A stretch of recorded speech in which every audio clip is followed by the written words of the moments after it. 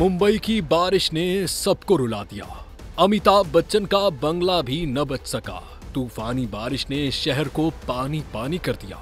भारतीय मीडिया के मुताबिक इस बार बारिश ने आम शहरियों के साथ बॉलीवुड के शहंशाह अमिताभ बच्चन के 200 करोड़ रुपए मालियत के बंगले प्रतीक्षा को भी नहीं बख्शा। जोहू के इलाके में सड़कें नदी का मंजर पेश कर रही हैं। बच्चन हाउस के मेन गेट के अंदर भी पानी का सैलाब है। भारतीय मीडिया के मुताबिक सिर्फ 24 घंटों में 300 मिलीमीटर बारिश हुई, जिसने मुंबई की रंगीन जिंदगी को मफलूज कर दिया। मारूफ शख्सियात के मोहल्ले भी इस बारिश के कहर से महफूज न रह सके।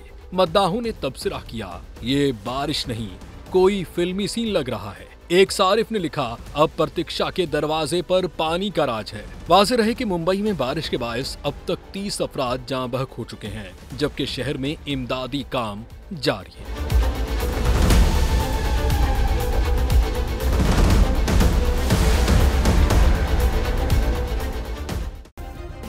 सब्सक्राइब करें और बेल दबाएं ताकि कोई खबर रह न जाए।